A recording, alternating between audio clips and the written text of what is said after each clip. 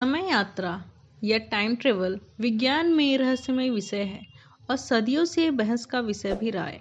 लेकिन कई लोग इसे अव्यावहारिक या काल्पनिक मानते हैं, जबकि अन्य इससे असहमत हैं। लेकिन क्या टाइम ट्रेवल वास्तव में संभव है या यह सिर्फ कल्पना है? आइए सबसे पहले समझते हैं कि वास्तव में टाइम ट्रेवल है क्या। टाइम ट्रेवल का विचार इस तथ्य के अनुसार है कि हम समय में या तो आगे और पीछे जा सकते हैं, हम अतीत में जा सकते हैं और भविष्य में आगे बढ़ सकते हैं। लेकिन क्या यह सिर्फ एक विचार है या वास्तव में हमारे पास ऐसी कोई क्षमता है? टाइम ट्रेवल पर चर्चा करने के दो तरीके हैं, मॉडर्न साइंस यानी कि आधुनिक विज्ञान और दूसरा वैदिक शास्त्र। पहले भाग में हम मॉडर्न साइंस के माध्यम से देखेंगे और दूसरे भाग में हम सनातन वैदिक शास्त्र की ओर देखेंगे। कुछ लोगों का मानना है कि समय में वापस यात्रा करना संभव है, लेकिन इसकी फिजिबिलिटी अननोन है, यानी कि व्यवहार्यता अज्ञात है। हालांकि एक वस्तु को दूसरे वस्तु की तुलना में कुछ मिलीसेकंड से अधिक आगे बढ़ाना या देर करना वर्तमान तकनीकी के साथ संभव नहीं है। सामान्य सापेक्षता में पिछड़े समय यात्रा के लिए कुछ सैद्धांतिक आधार हैं, जैसे कि घूर्णन ब्लैक होल। हालांकि अंतरिक्ष समय में किसी विशिष्ट बिंदु पर यात्रा करना अधिक कठिन अनुपात है और आमतौर पर क्वांटम यांत्रिकी या वर्म होल से जुड़ा होता है। सनातन वैदिक शास्त्रों के अनुसार हिंदू धर्म ग्रंथों का अध्ययन करते समय ऐसे प्रमाण मिले हैं जो बताते हैं कि समय यात्रा संभव है। ऐसा ही एक उत्कृष्ट उदाहरण राजा काकुदामी और उनकी बेटी रेवती का है, जिन्होंने विभिन्न आयामों की यात्रा की और भविष्य में पृथ्वी पर लौट आए। राजा काकुदामी सूर्यवंश के वंशज थे।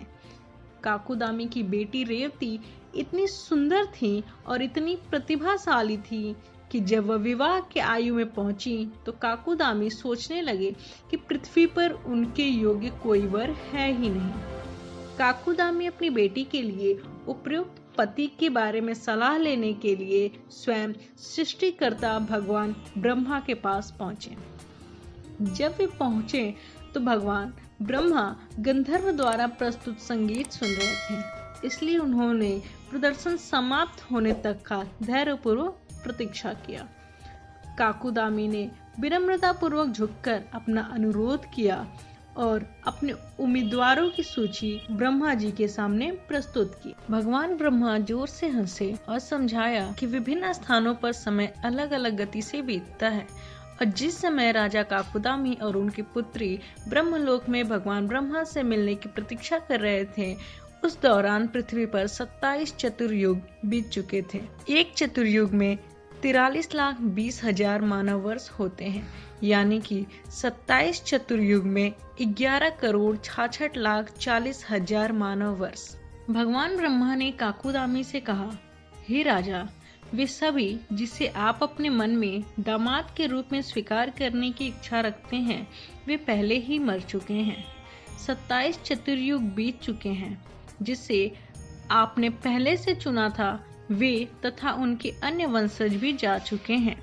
इसलिए आपको अपनी बेटी के लिए दूसरा वर खोजना चाहिए, क्योंकि अब आप अकेले अपने दोस्त हैं। आपके मंत्री, नौकर, पत्नियां, रिश्तेदार, सेना और खजाने समय के हाथों बह गए हैं।